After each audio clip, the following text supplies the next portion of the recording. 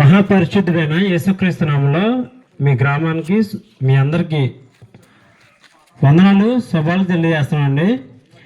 యేసుక్రీస్తు ఈ లోకమునకు పాపులను రక్షించడానికి వచ్చాడన్న మాట నమ్మడానికి పూర్ణ అంగీకారమైన మాటని లేఖనాలు చదివిస్తున్నాయండి.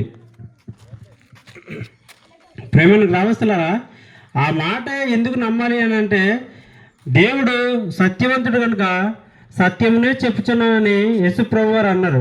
చూడండి, మనం ఈ చరిత్రకారులను చాలామంది చూడగలిగితే చరిత్రలో ఎంతోమంది ఈ లోకంలోనికి వచ్చారు, చాలా మాటలంటే చెప్పారండి. కానీ తరం గతించిపోతున్న కొలది ఆ మాటలనేవి గతించిపోయినాయి. కానీ యేసుక్రీస్తు చెప్పిన మాటలు ఎన్నడూ గతించిపోలేదండి. యేసుక్రీస్తు వచ్చి నేను సత్యమునే చెప్పుచున్నాను, పాపులను రక్షించడానికి ఈ లోకానికి వచ్చానని ఆయన చెప్పిన మాట నమ్మడానికి ఎంత యోగ్యకరమైనవి అంటే, యేసుక్రీస్తు అన్నాడండి, పాపులను రక్షించడానికి వచ్చాను కదా, అయితే రోగులకే కానీ ఆరోగ్యం గలవారికి వైద్యుడు అక్కర్లేదని ఆయన చెప్పాడు. అయితే ప్రేమైన గ్రామస్తులారా, ఈ పాపులు ఎవరంటే యావత్ భూమి మీద బ్రతుకుతున్న ప్రతి ఒక్కరము మనమేనండి. మనం పాపం చేత అపరాధాల చేత చచ్చిపోయామండి.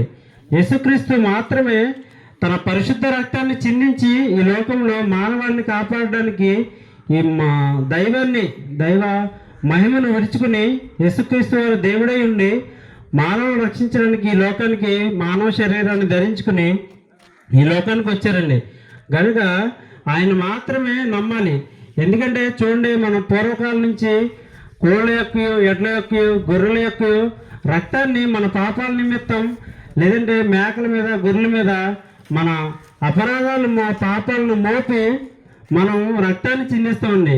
అయితే ఆ పాపం అనేది ఆ రక్తం వలన క్షమింపబడవు. కానీ యేసుక్రీస్తు యొక్క పరిశుద్ధ రక్తంతోనే ఆ పాపాలు అనేవి క్షమింపబడతాయి.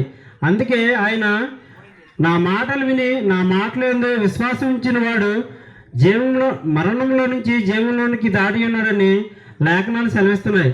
ఎందుకంటే ఈ లోకంలో ఎంతోమంది నేను అది చేస్తాను, నేను ఇది చేస్తానని చెప్పిన వారే తప్ప దాన్ని నెరవేర్చిన వారు ఎవరు లేరండి.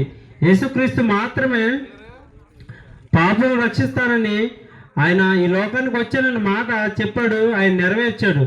ఆయన నెరవేర్చి శిలువ యాగం ద్వారా ఆయన పరిశుద్ధ రక్తాన్ని చిందించి కార్చి చనిపోయి తిరిగి మూడవ దినమున తిరిగి లేచారండి. ఆయన ముందు విశ్వాసం ఉంచిన వాడు ప్రతి వాడును ఆయన సంఘంలోనికి చేర్చబడతాడు. ఆయన సంఘంలోనికి చేర్చబడటమే కాదు, కానీ ఆయన మన జీవితాలు మరణించిన తుది శ్వాసలో ఆయన తన పరిశుద్ధ పట్టణంలో పరలోకం అనే గొప్ప స్వాస్యాన్ని మనందరికి ఇచ్చాడండి. చాలామంది అంటారు మరణం యేసుక్రీస్తు వారిని బంధించేసింది అని ఎంతోమంది అబద్ధకారులు చెప్తున్నారు. కానీ యేసుక్రీస్తు మరణించి మూడో దినం లేచి పరిశుద్ధుడైన దేవుని చెంత కుడిపార్శ్వం ఆసీనుడై ఉన్నాడండి. అక్కడ నుంచి తన రాజ్యాన్ని పరిపాలిస్తున్నాడు. కనుక ఆయన రాజ్యంలోనికి మనందరం వస్తే మనం పరిశుద్ధులుగా, నీతిమంతులుగా, నిష్కలంకులుగా తీర్చబడతాం. ఆయన ఇచ్చే పరిశుద్ధమైన ఆ పట్టణంలో చోటు సంపాదించుకుంటాం. మనం ఈ లోకంలో చాలా ఆశలతో ఇల్లు కట్టుకోవాలి, ధనాన్ని సంపాదించుకోవాలి, మనం అందరికన్నా గొప్పగా యోగ్యంగా బతకాలని అనుకుంటాం. కానీ ఈ లోకం మనుషులకు నిలవరమైన పట్టణం కాదని ఎంతోమంది చెప్పారండి. ఎంతోమంది భక్తులు చెప్పారు. చాలామంది మన కళ్ళ ముందే చనిపోతున్నారు, ఈ లోకాన్ని విడిచి వెళ్ళిపోతున్నారు. విడిచి వెళ్ళిపోయిన వారందరూ ఎక్కడికి పోతున్నారంటే, పాపం చేసిన వారు నరకానికి పోతున్నారు, పరిశుద్ధంగా యేసుక్రీస్తు వారు నమ్మిన వారు పరలోకానికి పోతున్నారు. గనుక మా మాటలందు విశ్వాసం ఉంచండి, సత్యమందు వారిని ప్రతిష్ఠించమని ఆయన తన శిష్యులకు చెప్పినప్పుడు మమ్మను కూడా సత్యమునందు ప్రతిష్ఠించాడు. ఆ ప్రతిష్ఠించిన మాటలే మేమును సత్యమునే చెప్పుచున్నామండి. మేము అబద్ధపు మాటలు కానీ కళ్ళబొల్లి మాటలు కానీ చెప్పట్లేదు.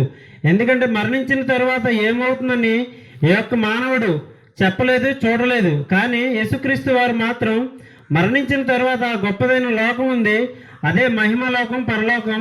అక్కడ నేనున్నాను, అనేక మందికి స్థలములను సిద్ధపరుస్తున్నాను, నా యందు విశ్వాసం ఉంచండి, మీరు రక్షణలోనికి రండి, మీరు మరణంలో నుంచి దాటి జీవంలోనికి వస్తారు అని యేసుక్రీస్తు తెలిపిన మాటలే మీకు తెలుపుతున్నాం. కనుక మేము చెప్పిన మాటలు ప్రతి ఒక్కరి హృదయాల్లో ఫలించాలని ప్రేమతో తెలియజేస్తూ ఈయన మాటలు ముగిస్తున్నానండి.